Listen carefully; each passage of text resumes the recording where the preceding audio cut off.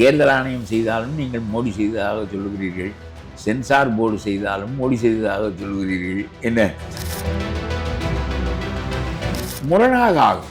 நமக்கென்று ஒரு தனி கொள்கையை வகுத்து அந்த கொள்கையின் அடிப்படையில் போகாமல் சும்மா எம்ஜிஆர் பாட்டு பாடி நாம் வெற்றி பெற்று விடுவோம் என்று நினைத்தால் எலெக்ஷனுக்கு முன்னாடி தானே பண்ணணும். எப்போ வேணாலும் ஆரம்பிக்கட்டும். முடிச்சானா இல்லையா? நீ முடிக்க முடியாது என்று சொன்னா முடித்து விட்டானா இல்லையா? போய் ஸ்டாலின் எண்ணெய் தேய்த்து கொண்டிருந்தாரா, முதுகில் எண்ணெய் படவில்லை. நான் வேண்டுமானாலும் தேய்த்து விடுகிறேன், எனக்கு ஒரு ராஜ்யசபா பதவி வேண்டும், நான் உடைத்து விடுகிறேன் கட்சியை, நீங்கள் பயப்பட வேண்டாம் என்று சொல்லிவிட்டு வந்திருக்கிறார். ராகுல் என்னை மீறி தமிழ்நாட்டில் விஜயோடு சேருவாரே, ஆனால் மூப்பனார் தனி கட்சி தொடங்கியது போல நான் தனி கட்சி தொடங்கி நீங்கள் எடப்பாடியை தோற்கடிப்பதற்கே முனைந்து நிற்கிறீர்களே, அது என்ன அரசியல் என்று கேட்கிறேன் நான்.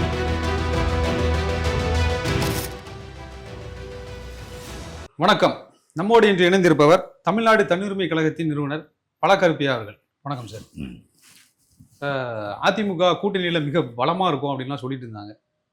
ஆனால் இப்போ சமீபமாக பாமகவும் இணைஞ்சாங்க. அதில் மிகப்பெரிய சந்தோஷமாக எடப்பாடி அவர்கள் பேசிட்டு தான் இருந்தாங்க. இப்போதைக்கு என்டிஏல பாமக இருக்குது, பிஜேபி இருக்குது. கூட்டணி விவகாரத்தில் ஏற்கனவே திமுக மிகப்பெரிய குற்றச்சாட்டை வச்சுட்டே இருந்தாங்க. ஏன்னா அமித்ஷா தான் ரோல் பண்ணுறாரு அப்படின்னு. இப்போவும் கூட்டணி விவகாரத்தில் அதை பற்றி பேசணும் அப்படின்னா நீங்கள் ஜெயலலிதா இருக்கும் போதெல்லாம் இங்கே தான் வருவாங்க, ஜெயலலிதாவை பார்க்க வருவாங்க கூட்டணி விவகாரத்தில். இப்போ எடப்பாடி இருக்கும்போது என்ன பிரச்சனை, இவர் டெல்லிக்கு ஏன் போறாரு அப்படிங்கிறது சரியானதுதான். இங்கே வருங்க, அதாவது அவ்வளவு பெரிய உள்துறை மந்திரி அமித்ஷா எடப்பாடி வீட்டுக்கு சாப்பிட்டு விட்டு எடப்பாடி தான் முதலமைச்சராக போகிறார் என்று சொல்லிவிட்டு அவரோட கூட்டணி பேசுவதற்கு இங்கே தான் வந்தார்.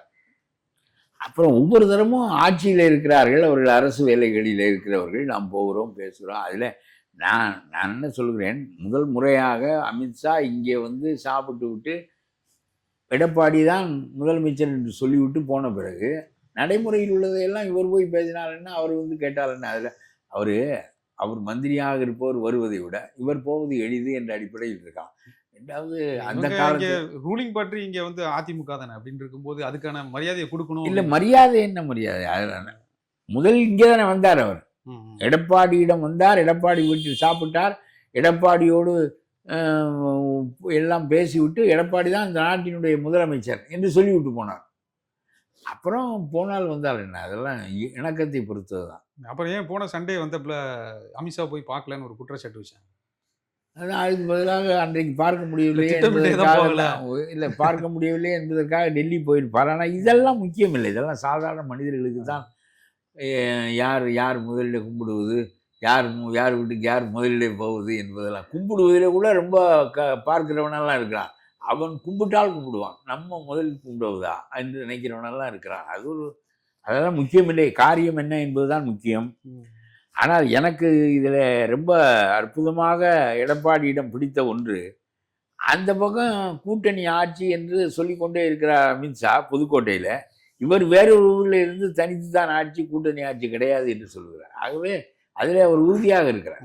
இவர்களையெல்லாம் அவர் தலையில் வைத்து கட்ட நினைத்த போது ஏற்றுக்கொள்ளவில்லை. என்ன காரணம் என்றால், நான் உண்மையிலே சொல்லுகிறேன், ஏற்கனவே ஓபிஎஸ் ஒரு கட்சி, எடப்பாடி ஒரு கட்சி நடத்தி கொண்டிருந்தார்கள். இவர் வெளியே வந்து விட்டார். இப்பொழுது இவர்களெல்லாம் போனால் தினகரன் ஒரு கட்சி, சின்னம்மா ஒரு கட்சி, நம்ம ஓபிஎஸ் ஒரு கட்சி, 4 கட்சி ஆகிவிடும். அதனால ஒழுங்காக அவரவர் கட்சியை அவரவர் நடத்தி கொண்டு கூட்டணி சேரலாம். கூட்டணி சேருவதற்கு ஒப்புக்கொண்டார்கள் இருக்கிறது. அவர்கள் வேண்டுமானால் உங்களுடைய சின்னத்தில் வேண்டுமானால் நிற்கட்டும், தாமரையில் வேண்டுமானால் நிற்கட்டும், சேர்த்துக்கொள்வதென்றால் சேர்த்துக்கொள்ள. எங்களுடைய கட்சிக்குள் மறுபடியும் ஒரு கட்சியாக இருப்பதை 3 கட்சியாக ஆக முடியாது என்று சொல்லிவிட்டார். இவர்கள் வந்தால் ஒரு கட்சி 3 கட்சி ஆகிவிடும்.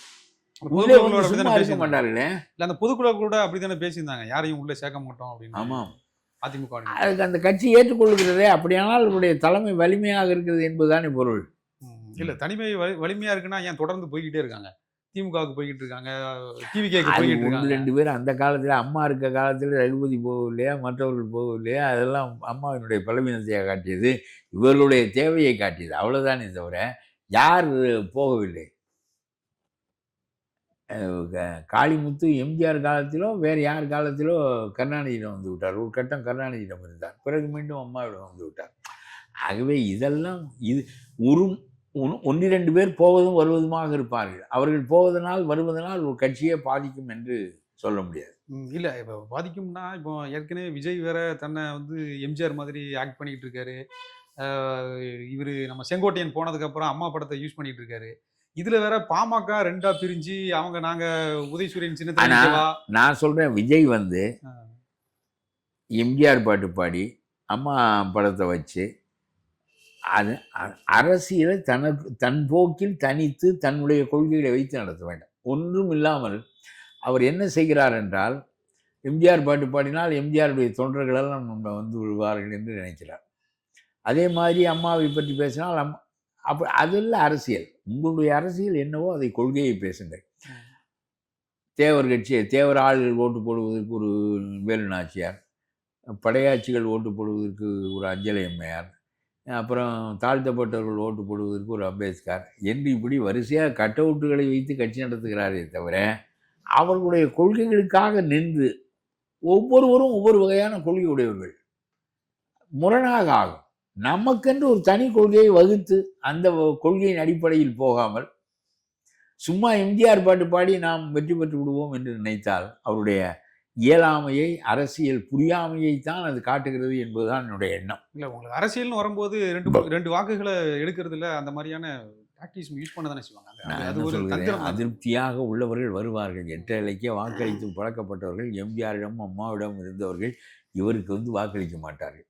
செங்கோட்டையன் போல இங்கே இடமில்லை, பிறகு வேறு ஒரு இடம் தேடி ஆக வேண்டும் என்ற நிலையில் அவருக்கு இடம் கொடுத்தீர்கள். சரிதான்.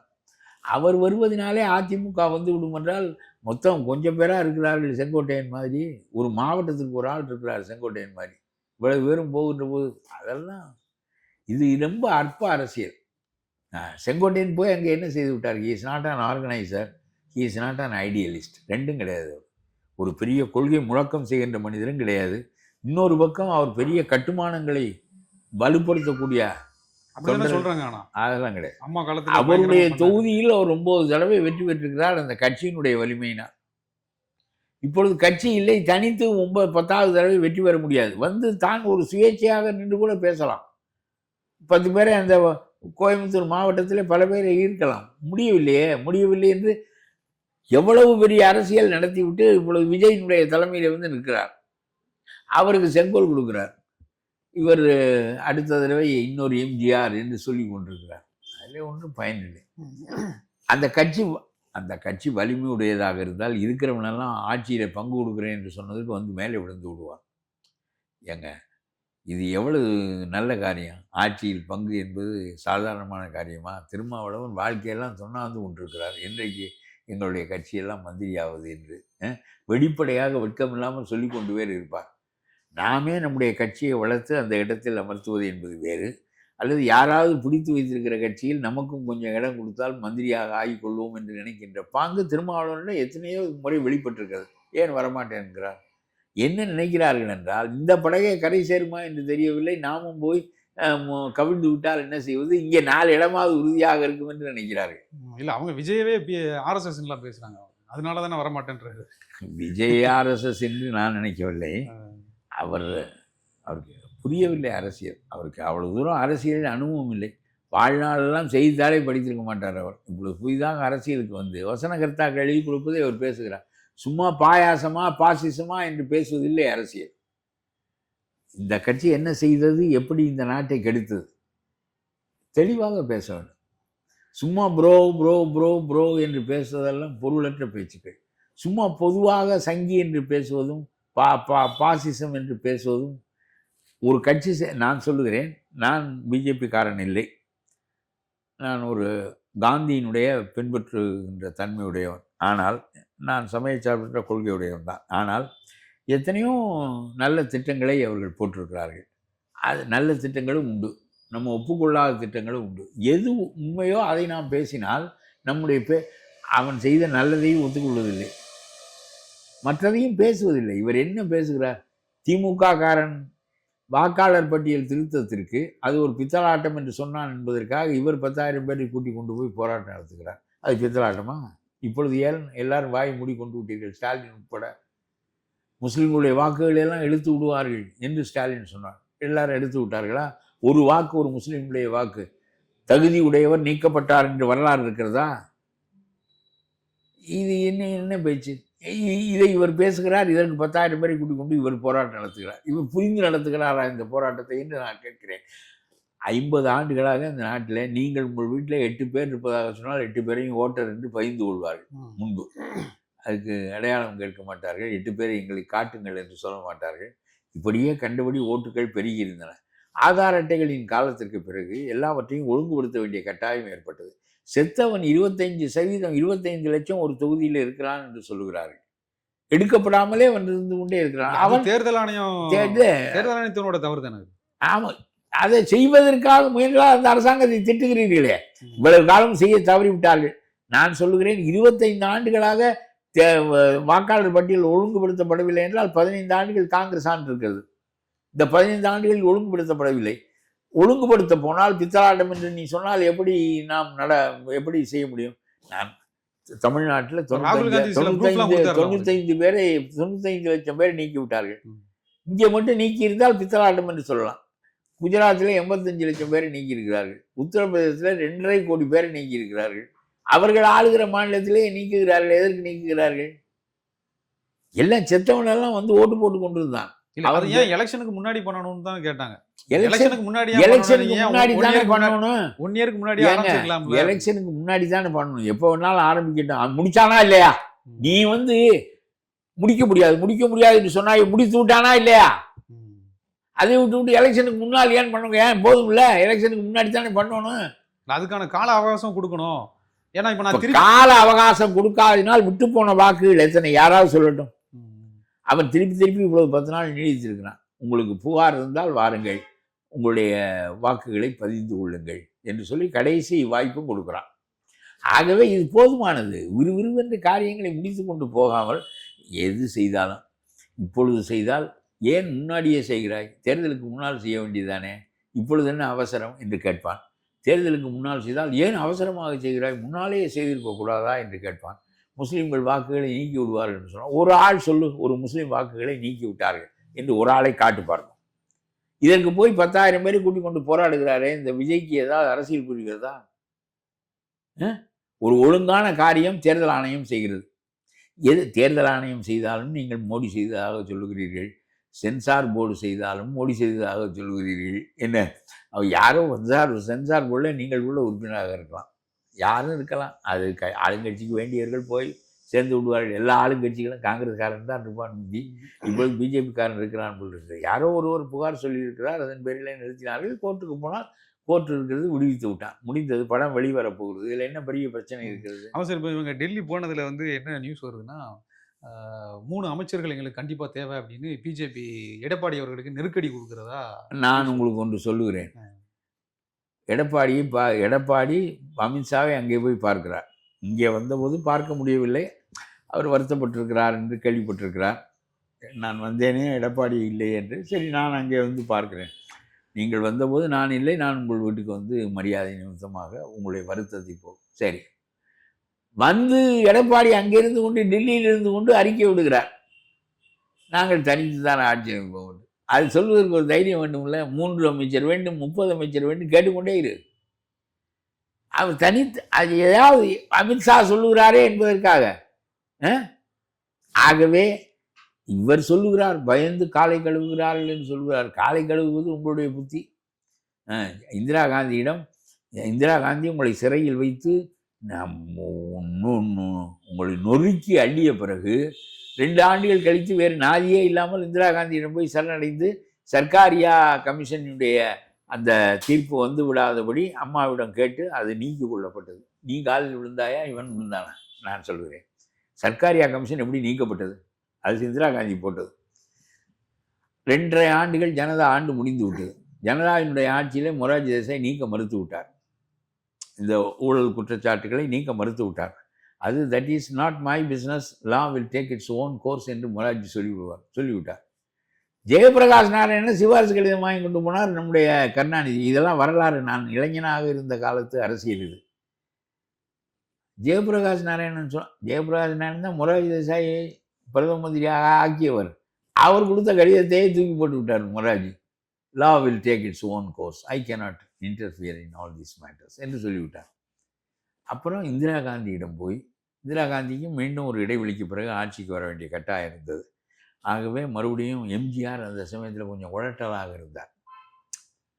அம்மாவோடு இந்திரா காந்தி தஞ்சாவூர் தேர்தலில் நிற்க விரும்பிய போது எம்ஜிஆர் வேண்டாம் என்று சொல்லிவிட்டார். ஆகவே மொரார்ஜிக்கு பயப்படுகிறார் எம்ஜிஆர் என்று. இவர்கள் எப்பொழுதுமே மொரார்ஜி எம்ஜிஆர் பயப்பட்டார் என்று சொன்னார்கள். என்ன அப்புறம் இப்போ எடப்பாடி பயப்படுகிறார் என்று சொல்கிறார்கள். அம்மாவை மட்டும்தான் சொல்ல மாட்டார்கள். அம்மா அடி லேடியா மோடியா என்பார்கள். அதனாலே அவர்களை சொல்ல மாட்டார். எம்ஜிஆர் இணக்கமாக இருப்பார், ஆனால் அடிமையாக இருக்க மாட்டார். ஆனாலும் அவர் பயந்தார் என்று அவர்கள் குற்றச்சாட்டு வைப்பார்கள்.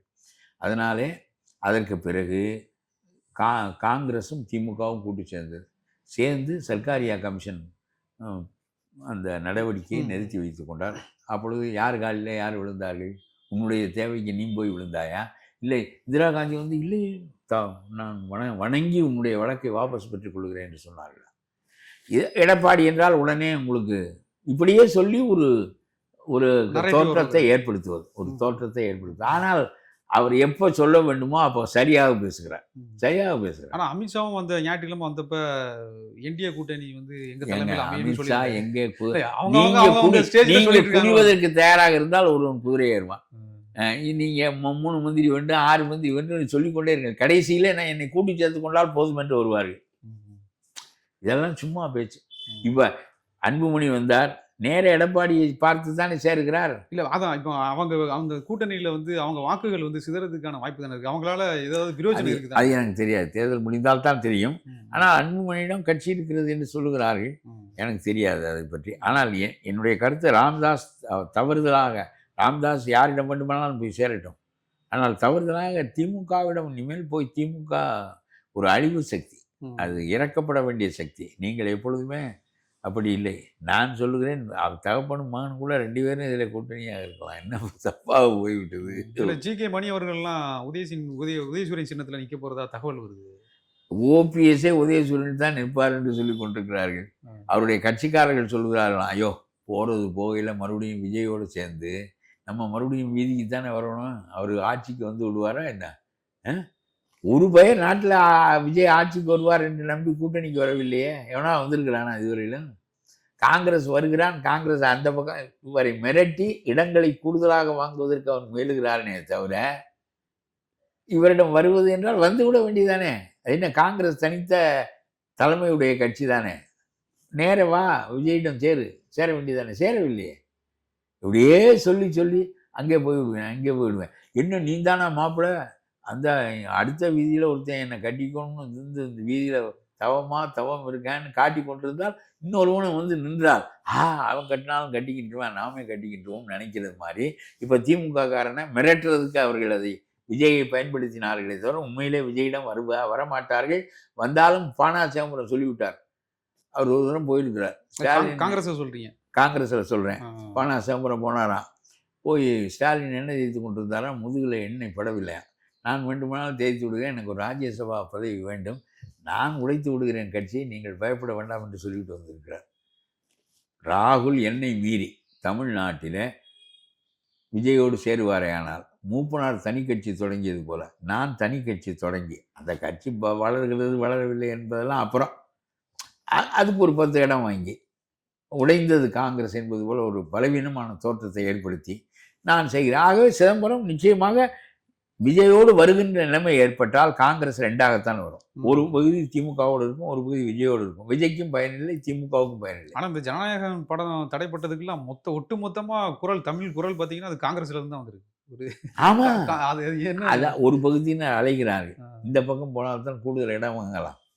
ஏனென்றால் இவன் 20 பேர் எப்பொழுதும் இடம் வாங்கி கொண்டு இந்த 20 பேரும் 30 ஆண்டுகளாக துண்டு போட்டு வைத்து கொண்டிருக்கிறேன். அவனை விட்டு அசைக்க முடியல. இப்போ 50 இடம் வாங்கினா இன்னொரு 20 பேருக்கு இடம் கிடைக்கும்ல. அதுதான் அவங்களுடைய கருத்து. அவங்க எச்சு போயிட்டாங்க. அரசியலே இங்கே நடக்கலை. டிஸ்ட்ரிக்ட் கமிட்டிக்கு கீழே கமிட்டியே கிடையாது காங்கிரஸுக்கு. செல்வ பெருந்தையை வச்சு வளர்க்க முடியுமா? அவர் மேலே 28 வழக்கு இருக்குது. அவரை எப்படி ஸ்டாலினை மீறி அரசியல் நடத்த முடியுமா? சிதம்பரத்திற்கு எப்பொழுதும் ராஜ்யசபா மெம்பராக திமுக வேண்டும். எப்பொழுதும் தனித்து அவர் ஒரு தரம் இதே ஜனநாயக பேரவையை தனித்து நடத்தினார். டிபாசிட் போய்விட்டது. தனித்து நின்றார். அவர் ஒரு தரம் கட்சி வைத்து பார்த்தார். மூப்பனார் தனியாக வைத்திருந்தபோது அவர் ஒரு தனி கட்சி வைத்தார். அந்த கட்சி எடுபடவில்லை. எடுபடவில்லை என்பது நான் பெரிய குறையாக சொல்லவில்லை. இப்போ நான் ஒரு சின்ன கட்சி வைத்திருக்கிறேன். எனக்கு வேண்டியவர்கள் அதில் இருக்கிறார்கள், நம்புகிறவர்கள் இருக்கிறார்கள். பெரிதாக வருவதற்கு அவர்களைப் போல செல்வம் மற்ற வசதிகளெல்லாம் வேண்டும், இல்லை. அது வேறு கருத்து. நாம் அதில் ஊக்கமாக நம்முடைய கருத்துக்களை சொல்லிக் கொண்டிருக்கிறோம் என்பதுதான் முக்கியம். ஆக காங்கிரஸ் விஜயோடு சேருவதாக இருந்தால் அந்த கட்சி ரெண்டாக உடையும். ஒரு பகுதி சிதம்பரம் தலைமையில் ஜனநாயக பேரவையாக உருவாகும். ஆகவே அந்த கட்சியினுடைய இமேஜை உடைத்து விடுவார்கள். விஜய்க்கு அதனால் பெரிய பயன் ஒன்றும் ஏற்படாது. விஜயோடு ஒருவனும் சேர மாட்டேன்கிறான். இங்கே வருங்க, அந்து போனவன் இவன் தான் விஜயோட கூட்டு சேர வருகிறேன். யாரு? செங்கோட்டையனுக்கு டிடிவி என்னன்னு அவருக்கு வாழ்த்து, பிறந்தநாள் வாழ்த்துலாம் தெரிவிச்சிருக்காப்புல. அதாவது விதவைகளுக்கு வாழ்த்து செடி கொள்வது போலதான். அது 1.5% ஓட்டு வைத்திருக்கிறாரு தினகரன். அவர் 10 ஆண்டுகளாக அவராலையும் அதிமுகவுக்கு இழப்பு இருந்துச்சு இல்ல சில தொகுதிகள். யாராலையும் இழப்பு இருக்குங்க. 300 ஓட்டில் ஜெயிக்கிறதுக்கு ஒரு சுயேட்சை கூட இழப்பை ஏற்படுத்திடுவேன். நம்ம மொத்தம் 100 ஓட்டு 300 ஓட்டில் வெற்றி பெறுகின்ற தொகுதிகள் எத்தனையோ உண்டு. அதில் ஒரு சுயேட்சை 900 ஓட்டு வாங்கி நமக்கு இழப்பை ஏற்படுத்தி விடுவான். அதெல்லாம் பார்க்க முடியாது. இவர்களெல்லாம் வளர்க்க முடிந்ததா கட்சியை? அம்மா முன்னேற்ற கழகம் என்று வைத்தீர்களே, 1.5% வாக்குகள் வைத்திருக்கிறீர்கள், வளர்க்க முடிந்ததா? ஓபிஎஸ்ஆல் வளர்க்க முடிந்ததா? பலாப்பழ சின்னத்தில் நின்று திமுகவுக்கு போகலாமா என்று யோசிக்கிறீர்கள். அவ்வளவு பலவீனமாக இருக்கிறீர்கள். அப்புறம் என்னத்துக்கு எடப்பாடியை பற்றி பேசுவதற்கு உங்களுக்கு என்ன தகுதி இருக்கிறது என்று நான் கேட்கின்றேன். இல்லை, இவங்க ஒட்டுமொத்தமா ஏன் எடப்பாடி எதிர்க்கிறதுக்கான காரணம் என்னவா இருக்கும்? ஏன் ஒட்டுமொத்தமா ஏத்துக்கிட்டே சொந்த பகை தான், வேற என்ன பகை? செங்கோட்டையன் தானே. செங்கோட்டையனுக்கும் எடப்பாடிக்கும் ஒரு ஆய்வு, செங்கோட்டையனுக்கு தனிப்பட்ட ஒரு ஆய்வு தான் காரணம். ஓபிஎஸ் வெளியேறியதற்கு, தினகரன் வெளியேறியதற்கு தான் இப்போ கிளாஷஸ் ஆஃப் பர்சனாலிட்டிஸ் நடந்து கொண்டே தான் இருக்கும். ஆனால் அவங்க ஒன்றுபட்ட அதிமுக வேணும் தானே சொல்றாங்க. யாரு இவங்க எல்லாருமே?